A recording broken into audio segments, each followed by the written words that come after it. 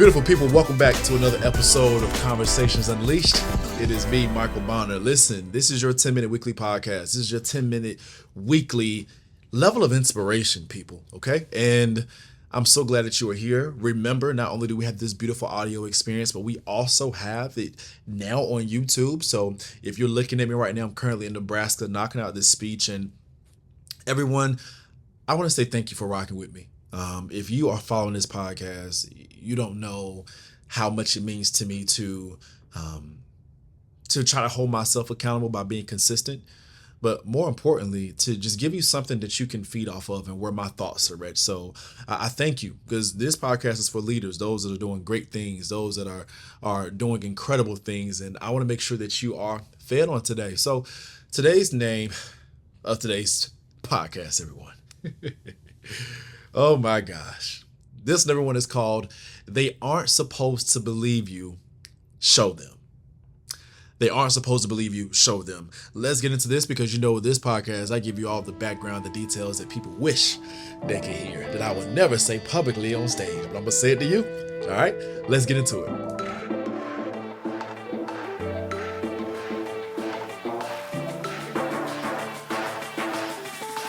So everyone, the summer is coming to an end for me. I am reporting back to the Ron Clark Academy on this Friday. The staff actually Thursday and Friday, but I have one more speech to knock out this Thursday. And the summer's over, right? And people be like, well, have you taken a break? Not necessarily for me, okay?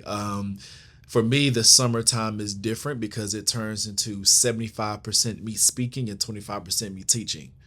And then when the school year comes back in, it flips. So now my time is 75% teaching, 25% speaking. And that maybe can be a lesson to you, to let you know that if you want to achieve something great, you're just going to have to put in the work. There's really nothing you can do about that. Excuse me. And I think that once you understand that, it should give you a good foundation on how to approach life. Because I will even say this.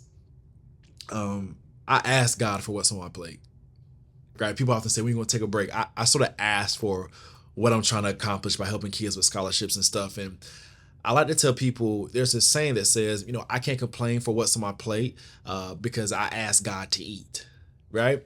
And I laugh because I tell people, yeah, that sounds good, but you still need time to let that food digest. So you have my word that when I get a chance, I will take a break, because I know this podcast, my lessons, my speeches and things are only as good as I am. But I do want to speak even more to that, right?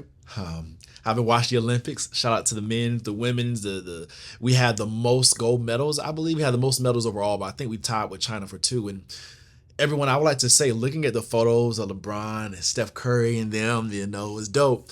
I think that it is so natural to become enamored by the glitz and glam. It is so easy to be like, I want to do that, and I want to do it at that level.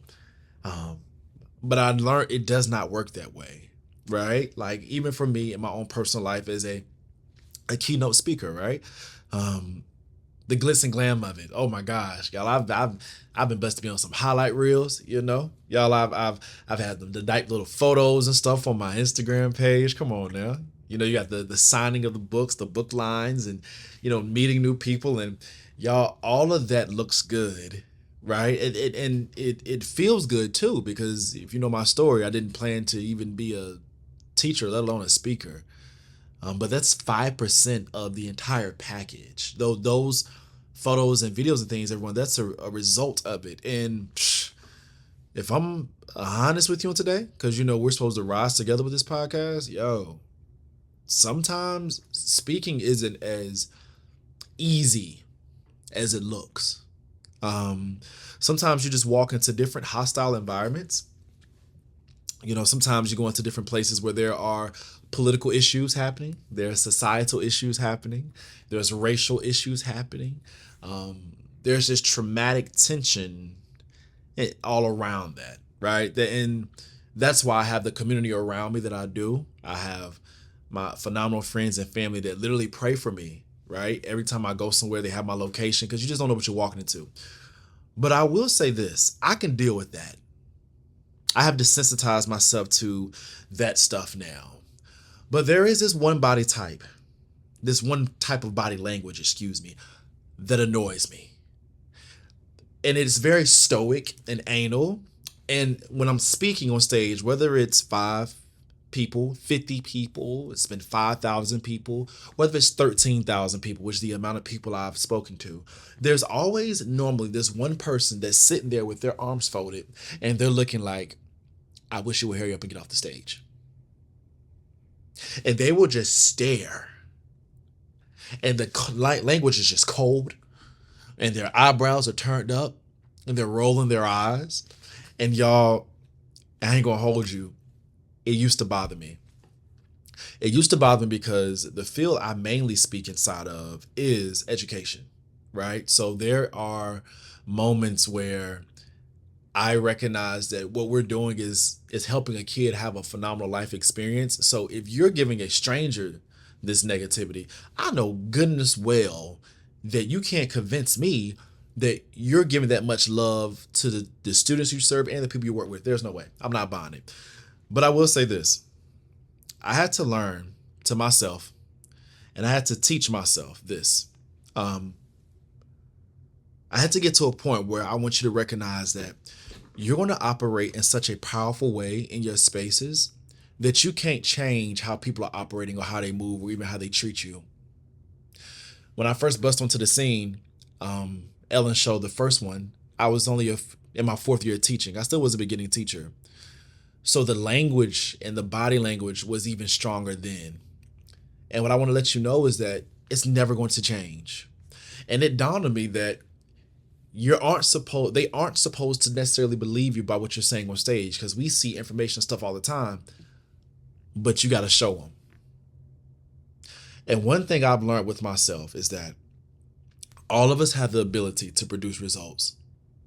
And the thing I love as well is that y'all, oftentimes in life, you're going to recognize that some people are just so wrapped up in their own trauma and in their own life circumstances that they're exuding negative energy towards you into the work environment, into the world. And you have to get to a place where you have built up enough confidence in knowing who you are and your purpose that you just move through it. You put your own protective bubble on in the morning when you go to work and when you go into your field and your job, your business, etc., and you push through it. You swim right through it. Imagine the water being toxic, just comments and ignorance and gossip, and your protective bubble is you're inside the submarine. And what you have to learn is you're going to have to fight through that stuff, and you're going to have to show them. One of the things I love about being a former athlete is this. You can only talk trash for so long. When I was hooping, eventually, if you talk enough trash that you're better than someone or you're giving that type of energy, like I can beat you, check up one-on-one. Let's go. And we live in a society where people now will give that type of energy, but they won't step into your field or even try to operate at a level that you're operating at. That's why we can't get caught up in the minutia of trying to convince people. At this time, just take it from my perspective, they don't suppose to believe you. Show them. This year in your classroom, show them how incredible you are. This year inside of your job, show them how great of a teammate you are. This year inside of your relationship, show the individual how much you love them. This year with your family members, show them how you're making changes and moves that will take the family forward and not bring the family back. This year in your personal life, kill the voices in your mind about how you're not great enough and how you're not doing enough, and show love to yourself. We are going into this time in society, y'all. I don't know if you paid attention to it. It's not as smooth as social media is painting it. Okay? You have the unemployment rate that's rising up. There's a battle right now with the federal government and whether they should cut interest rates because inflation has gone down, but prices are still up. And right now we're teetering on the brink of a recession. A recession is going to cripple those that are already struggling to pay bills and stuff in the first place, which means it's going to hurt families within our school. It's going to hurt families that are working within the school. It's going to hurt our family members. It's a crazy time.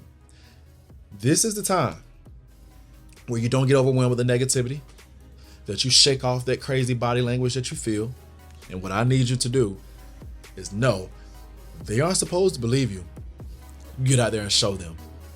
And one of the best feelings ever the best feelings ever is that when people are doubting you and throwing shade towards your way, etc., and you are trying your best to do what's great, nothing speaks louder than the results that you produce. So in this week, do me a favor, okay? Take care of you, like I always preach, but always remember that at the end of the day, the results are going to speak the loudest. All right? Now, if you enjoy this podcast, do me a favor, shoot it out to people. You know me. At this point in time, people stop listening to the podcast. I see it on my end. If you finish listening to this podcast, people, you've enjoyed it, share it with someone, y'all. And let's just remember, this is August. Okay? The end of the year is here in 4 more months. And if you haven't even put one step towards where you're trying to go this year, now's the time to fix it. I love you. Take care of yourself. And as always, remember, my beautiful family and friends in the conversations, beautiful community, I love you, and legacy over likes. Peace.